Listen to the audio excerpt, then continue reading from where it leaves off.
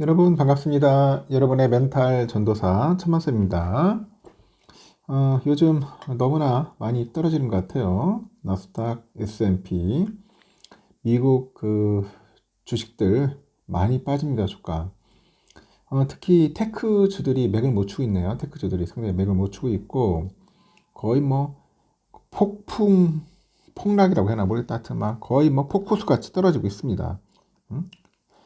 이렇게까지 많이 떨어질지는 생각도 못했고, 또 반도체 섹터 거의 막 초토화됐고요. 25년 전 같은 날 무너진 닷컴 버블이다. 뭐 이렇게 기사도 나오던데, 하여튼 최근에 2년여간 상승 랠리를 펼쳐왔던 미국 뉴욕 증시에서 조정 신호가 켜지다 보니 이 랠리를 주도해온 기술주에 대한 우려가 좀 커집니다. 일각에서는 25년 전 닷컴 버블을 소환하더라. 테크 버블 아니냐, 테크 버블, 뭐 이런 이야기들도 있어요. 근데 별거 다 붙이는 거야, 이름을. 별의별 이름을 다 붙여가지고 그렇게 만드는 것 같습니다. 뉴욕 증권거래소 보면 기술주 중심의 나스닥이 전장 대비 727.90포인트 나빠졌습니다. 어떻게 4%나 빠지냐? 응? 미국이 이제 금리 인상을 시작했던 22년 9월 13일 이후로 2년 반 만에 최대 낙폭입니다. 기술주 약세는 이미 지난달 시작을 했고, 이 트럼프의 그 당선 이후로 급등세를 보이던 나스닥이 지난해 12월 이후로 급등과 급락을 반복을 하다가 지난달 본격적인 내림세를 이제 보인 거죠. 지난달 19일에 보면 2만을 넘겼던 지수가 한 달도 되지 않아서 17,000대 내려앉아요. 시장에서는 관세전쟁 심화, 인플레이션 우려 등 이 경기 둔화에 대한 시그널이 있고요. 인공지능 투자 둔화 등의 문제가 맞물리다 보니 기술주 하락세가 이어지고 있다. 이렇게 보는 거죠. 통상 주가가 고점 대비 10% 이상 떨어지면 기술적 조정으로 봅니다. 나스닥은 이미 지난주 조정 국면에 진입을 했고 하락을 시작한 이후 낙폭은 13% 수준입니다. 특히 상승 랠리를 가장 앞에서 주도해온 M7의 주가 하락이 가장 두드러지더라고요. 테슬라 주가가 이날 하루에만 15% 이상 빠졌습니다. 애플하고 엔비디아, 메타, 마이크로소프트, 알파벳 3에서 5% 정도 낙폭을 기록을 했죠. 최근에 고점과 비교하면 엔비디아가 30% 가까이 빠졌어요.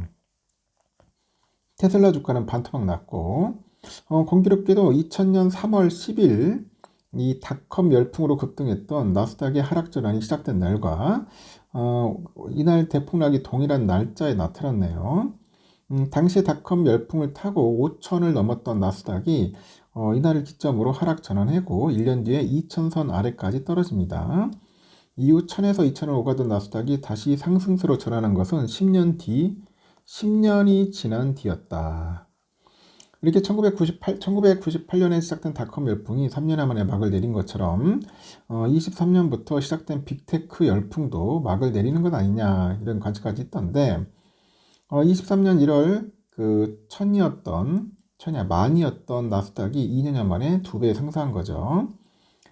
당시 나스닥 지수 급등과 함께 과열 랠리에서 소외되는 것에 두려움을 느끼는 포모가 시장을 지배를 했고요. 기업 가치에 대한 평가가 아닌 투심에 의지한 상승장에 악재도 제대로 반영하지 않았다는 분석이죠. 이렇게 닷컴 버블 속에서 전 세계 시가총액 1위를 찍은 시스코 시스템즈 기업 가치가 매출의 38배까지 뛰어오른 것과 AI 대장주였던 엔비디아가 비교된다고 미 월스트리트는 짚은데 지난해 엔비디아 시총이 매출의 56배였죠. 다만 현재와 닷컴 버블이 정확히 일치하지는 않는다는 분석도 있어요. 신생 기업들이 주도한 닷컴 버블과 달리 지금은 실제 수익이 발생하는 빅테크 종목들이 증시를 주도하고 있는 거죠.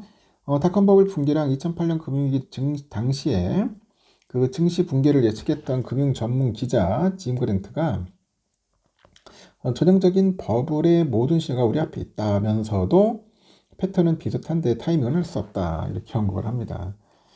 다들 뭐 버블 테크 버블이라고 하는데 글쎄요 한번 지켜봐야겠죠. 저는 그 정도까지는 아닌 것 같고 조정은 받을 수 있겠지만은 저놈의 트럼프가 문제지. 트럼프 때문에 상당히 좀 힘들었습니다. 삼성전자 소액 주주가 이제 500만 명을 넘은 것은 그 11일 확인됐고요. 이 반도체 다운사이클의 주가가 하락을 했으나 이 저점 매수에 나선 개미들이 많았던 것으로 해석이 됩니다. 오늘 삼성전자 사업보고서 보면 지난해 12월 31일 기준 삼성전자 소액주주가 516만 210명으로 나타났고 6개월 전인 작년 6월 말에 기록한 424만 7,600명과 비교를 해보니까 91만 2,599명 늘었습니다. 소액주주의 소유 주식수는 40억 7,334만 주 정도 되는 것 같아요. 총 발행 주식수의 68.2%입니다. 삼성전자 소액주주 그 수가 상승 추세를 보인 데는 지난해 11월 삼성전자가 3조 원 이상의 자사주 소각을 결정하는 등 주가 상승 기대 심리가 커진 게 배경이고, 아울러서 현재 5만 원대 박스권을 맴도는 그런 주가를 저점에 매수하려는 개미들이 늘었다는 점 영향을 미친 것으로 보입니다. 삼성은 지난해 7월에 8만 7천 원대까지 올랐으나 이후에 반도체 업황과 HBM 기술 경쟁력에 대한 우려가 제기되다 보니 10월 들어서 5만 원대로 내려앉았고 11월에는 장중 4만 원대까지 하락하는 등 약세 흐름이 이어집니다. 그리고 기준 종가는 5만 3,600원이네요. 증권가에서는 삼성전자가 실적 대비 저평가된 점에 주목을 하는 것 같아요. 주가 반등을 기대하는데 DB투자에서도 삼성의 밸류에이션의 매력에 주목을 하면서 투자 의견 매수 목표가 7만 9천 원을 제시를 했습니다.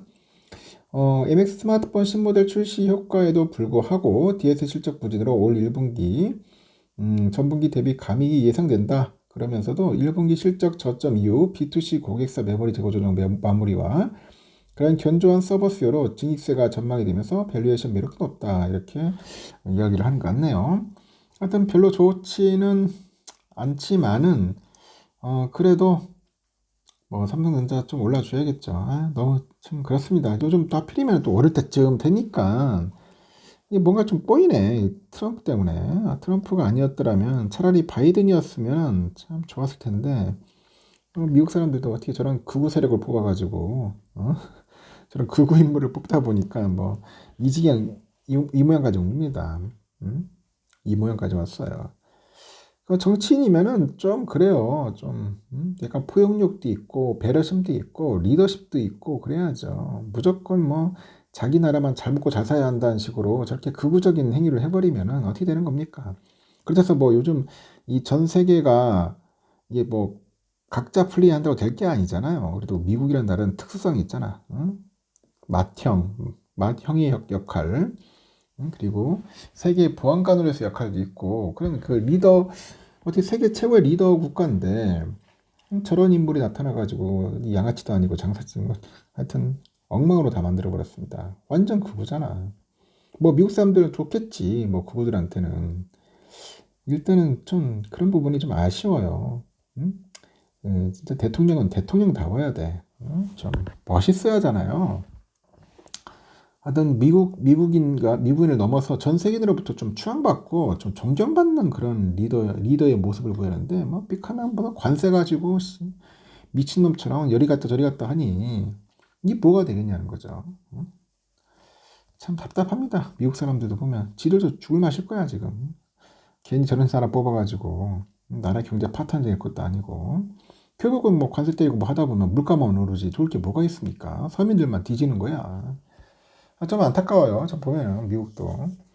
하여튼 상황이 이렇다는 거 참고하시고 지금 중국 보세요. 공산국가 차이나 진피 형도 이제 정신 차려가지고 뭐 IT 강국 만들겠다. 지금 난리잖아요. 뭐 AI 국가로 만들겠다고 저렇게 선포하고 난리 치니까 요즘 차이나 쪽 그리고 홍콩 항생 테크 쪽 주가 오르는 거 봐봐. 지금 고공행진이잖아요. 너무나 비교가 되는 거야. 응? 여기까지 하고 여러분들 편안한 밤 보내십시오. 내일 또 뵙도록 하겠습니다.